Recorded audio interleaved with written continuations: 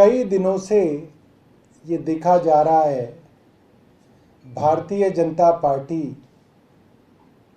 दिल्ली के गरीब और मध्यम वर्गीय लोगों के पीछे पड़ी हुई है और उनके मकान, उनके दुकान के ऊपर बिल्डोज़र चलाने की होड़ दिल्ली भाजपा के पार्षदों के अंदर लगी हुई है।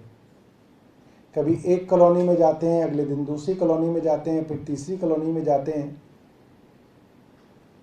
इनके हिसाब से हर आदमी जो है वो गैरकानूनी है, हर आदमी एनक्रोचर है और हर आदमी जो है क्रिमिनल है, मगर ये लोग बिल्कुल सही हैं।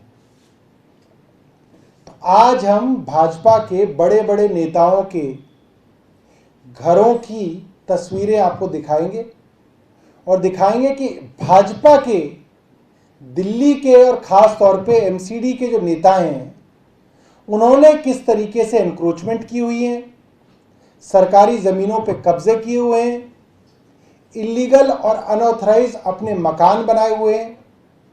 और हम जानना चाहेंगे भाजपा के केंद्रीय नेतृत्व से, क्योंकि अब जो एमसीडी है वो सीधा केंद्र के अधीन आ गई है, नोटिफिकेशन ले आए हैं। तो अब हम जानना चाहेंगे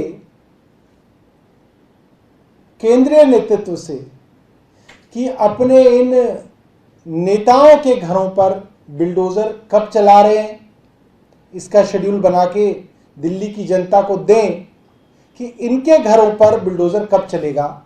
तो जो लिस्ट है, आज पहली लिस्ट हम रिलीज़ कर रहे हैं, इसके बाद और भी नेताओं की जो है लिस्ट हमारे पास आई है और हम दिल्ली वालों से भी ये गुजारिश करेंगे कि ये लिस्ट हमें और भी भेजे। तो सबसे पहला नाम है मेयर ईडीएमसी के रहे हैं ये बिपिन बिहारी। आप देख सकते हैं सरकारी ज़मीन पर इन्होंने सीढ़ियां बनाकर ये कब्जा कर रखा है, तो ये पूरी तरीके से गैरकानूनी है और इसके ऊपर बिल्डोज़र चलना चाहिए। अगली आ जाइए और एड्रेस भी बता दूं इनका साथ साथ, E166, 167, बल्कि 2 मकानों को बना रखा है जो अपने आप में इलीगल है। एमलगमेशन जो है वो भी इलीगल है कि 2 मकानों को जोड़ नहीं सकते आप। पांडव नगर में Mayur Vihar phase 1, E166, E167। अगला है एक्स मेयर ईडीएमसी की निर्मल जैन। इन्होंने प्रवेश द्वार बना रखा है जिस पे अपना नाम इन्होंने लिख रखा है। ये पूरी की तरह से सरकारी जगह पे इंक्रोचमेंट है, इलीगल है, इस पे बिल्डोज़र चलना चाहिए। अगला है विश्वासनगर से एमएलए ओम प्रकाश जी। इनका आप देख सकते हैं पूरी तरीके से सरकारी ज़मीन पर बोर्ड लगाकर, सरकारी ज़मीन पर इन्होंने रैंप बनाकर अपनी पार्किंग बना रखी है। ये पूरी तरीके से इलीगल है और ये 2 बेंच लगा के इन्होंने सरकारी ज़मीन पे बेसिकली अपनी गाड़ियों की पार्किंग बना रखी है। 2 बेंच लगा दिए साइड में, एक तरफ बोर्ड लगा दिया और इतनी बड़ी ज़मीन जो है आप देख सकते हैं इन्होंने कब्जा कर रखी है। अगला नाम है रविंदर गुप्ता। ये भी मेयर रहे हैं नॉर्थ दिल्ली म्युनिसिपल कॉरपोरेशन के और इनका फ्लैट देख सकते हैं, इतना लंबा रैंप, करीब 7 फुट का रैंप इन्होंने अपने घर के आगे बना रखा है। एक ये बगीचा बना रखा है। ये पूरी तरीके से इलीगल है और इंक्रोचमेंट है, सरकारी ज़मीन पे कब्जा है। अगला नाम है राजा इकबाल। ये भी मेयर हैं नॉर्थ दिल्ली म्युनिसिपल कॉरपोरेशन के। इनके रैंप और सीढ़ियाँ पूरी तरीके से इलीगल है। राजा इकबाल ये। इसके बाद आती हैं प्रीति अग्रवाल।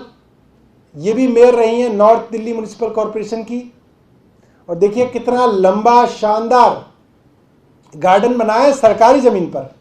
मतलब इनके पास अपना घर कम पड़ गया, गार्डन बनाने के लिए सरकारी ज़मीन पे गार्डन, गमले और इतना लंबा रैंप। ये प्रीति अग्रवाल जी का चरित्र है।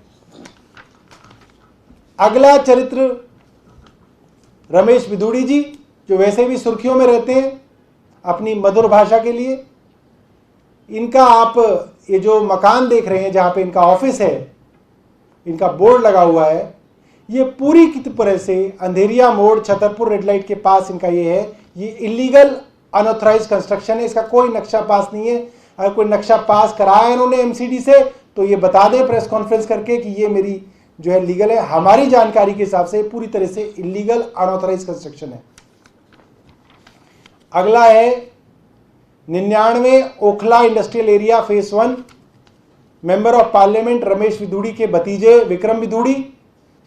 इनका नाम इसलिए लिया गया क्योंकि ये भी राजनीतिक आदमी हैं, बीजेपी से चुनाव लड़ते हैं और रमेश विधूड़ी जी का काम एरिया के अंदर ये विक्रम विधूड़ी देखते हैं, इसलिए इनका नाम यहाँ पे आया है। डीएसआईडीसी के शेड हैं, जहाँ पे सिर्फ शेड बनाने की इजाज़त है। यहाँ पे इन्होंने एक आलीशान इलीगल जो है कंस्ट्रक्शन जो है ये करके इन्होंने यहाँ डीएसआईडीसी का बनाया है। अगर इनके पास भी इसका नक्शा पास कराया है तो वो दिखा दें हमें।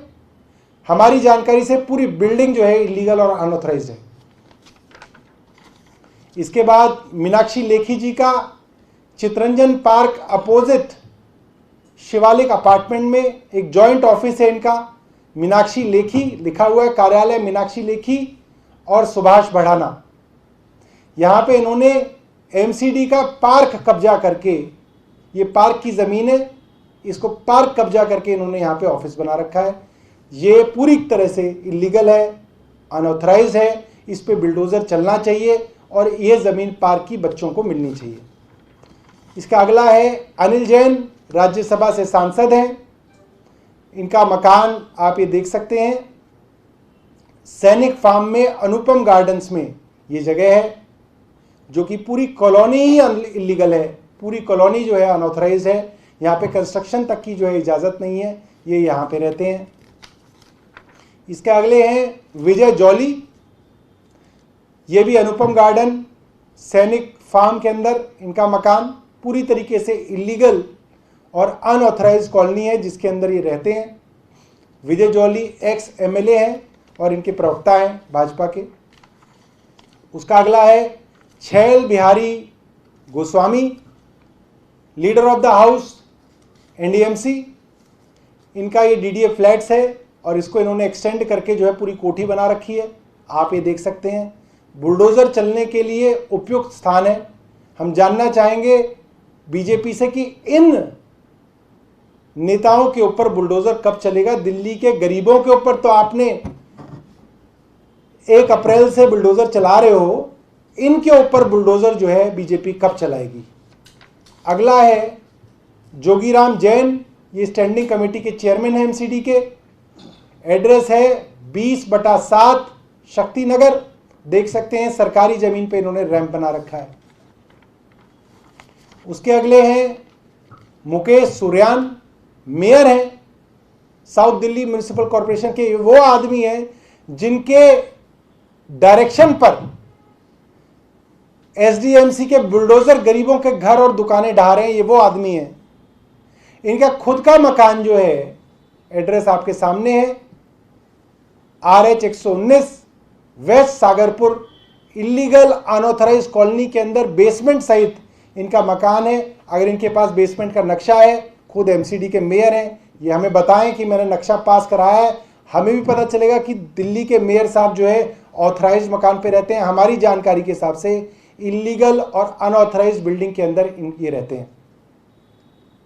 अगला है आशीष सूद, देख सकते हैं गार्डन का शौक रखते हैं मगर घर में नहीं करते हैं, सरकारी ज़मीन पे गार्डन बना के रखते हैं। ये आशीष सूद का घर है। एड्रेस है A3/2 ब्लॉक A3 जनकपुरी नई दिल्ली 58। अगला मकान है बीजेपी के बड़े नेता मनजिंदर सिंह सिरसा का। आप देख सकते हैं इलीगल तरीके से रैंप और गार्ड का रूम इन्होंने अपनी कोठी के बाहर बना रखा है, जो कि अनऑथराइज्ड है और इलीगल है। इनके ऊपर कार्रवाई जो है कब की जाएगी, 7/77 पंजाबी बाग में रहते हैं। तो ये आज हमने दिल्ली के 16 बड़े नेताओं का खुलासा, उनके एड्रेस, उनकी इलीगल एनक्रोचमेंट और उनकी एनक्रोचमेंट की फोटोग्राफ के साथ किया है।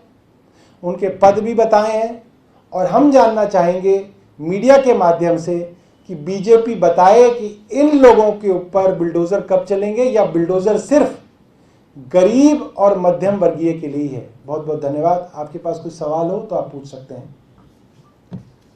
ठीक है, वो क्या है, उनका सबसे पहले हम लोगों ने खुलासा किया हुआ है, वो पहले से ही पब्लिक डोमेन में है कि उन्होंने भी इलीगल कंस्ट्रक्शन की हुई है, उनका खुलासा पहले से है, तो रिपीटिशन नहीं की है। कल और बड़े नेताओं के बड़े खुलासे करेंगे। कल जो हम खुलासे करेंगे उसके अंदर पूरी की पूरी अनऑथराइज्ड होटल हम बीजेपी के बड़े नेताओं को दिखाएंगे, जिसका ना कोई नक्शा पास है ना कुछ है, उसके ऊपर कल खुलासा करेंगे और भी कई नेताओं का करेंगे। जी, देखिए आज कल निगम भंग हो गई थी, कल 18 तारीख थी, मगर आज भी बुलडोजर चल रहे हैं, तो कोई तो इन बुलडोजरों को चला रहा है। जाहिर सी बात है, भाजपा का केंद्रीय नेतृत्व, सेंट्रल गवर्नमेंट अब इन बुलडोजर्स की डायरेक्शन दे रहा है। तो वही लोग जो है, अब हम चाहेंगे कि वो जनता के आगे बताएं कि अपने नेताओं पे जो है बुलडोजर वो लोग कब चलाएंगे। और कोई सवाल?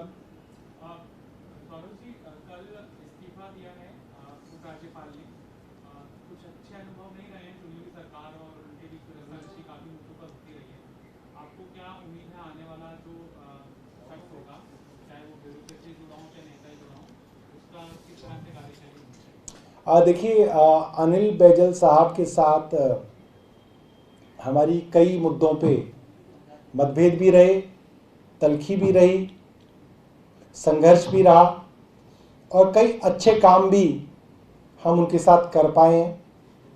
और अब वो अपने जीवन के अंदर जो भी करें, हमारी तरफ से उनको बहुत बहुत शुभकामनाएं और उनको अच्छे स्वास्थ्य की हमारी तरफ से कामना है। दिल्ली,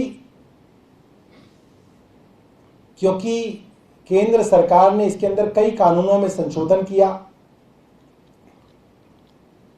संविधान में संशोधन किया, और इसकी संरचना आज इस तरीके से की है कि एलजी के साथ समन्वय बनाकर ही दिल्ली में कोई काम किए जा सकते हैं।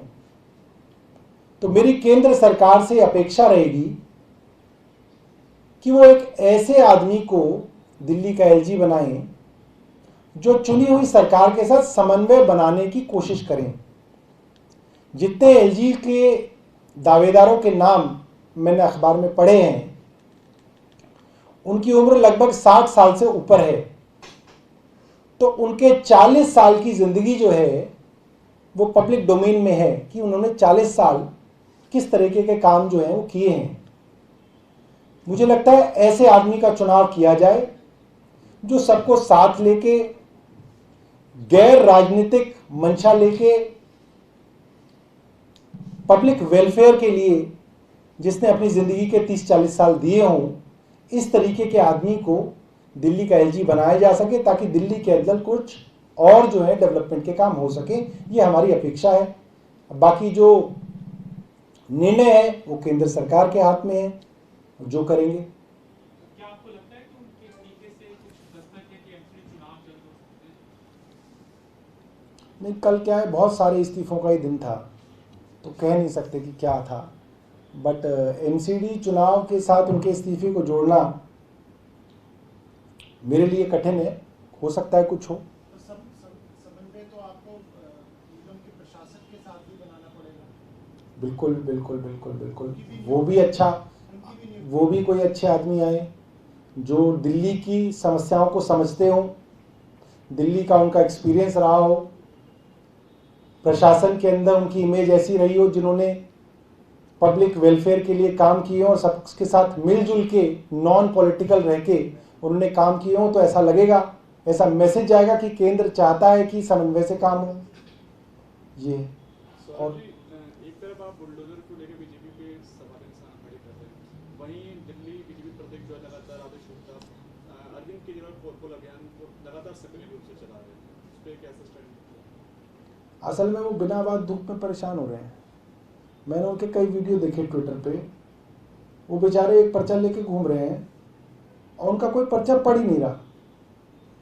मतलब उनकी इस जो भी ये कर रहे हैं उसको कोई ट्रैक्शन जो है उनको नहीं मिल रहा, और मुझे लग रहा है किसी मजबूरी में उनको कहा गया कि आपको ये करना है तो कर रहे हैं, वरना उसके अंदर कोई ट्रैक्शन वाली चीज़ नहीं है। वो कह रहे हैं कि साहब बिजली दिल्ली के अंदर आती नहीं। अब आप जिस दुकानदार को दे रहे हो उसके कमरे उसकी दुकान में एसी चल रहा है, आप उसको पर्चा दे रहे हो कि दिल्ली में बिजली आती नहीं, तो आप ऐसे कैसे झूठ बेच दोगे? आप कह रहे हो कि मोहल्ला क्लिनिक है नहीं। अब आप जिन कॉलोनियों में जा रहे हो वहाँ पे मोहल्ला क्लिनिक है और आप कह रहे हो कि मोहल्ला क्लिनिक नहीं है। आप ये कहोगे कि स्कूल नहीं बने, सब झूठ बोल रहे हैं अरविंद केजरीवाल। अरे उनके बच्चे स्कूलों में जा रहे हैं, वो साल में 3 बार वोट देने उन स्कूलों में ही जाते हैं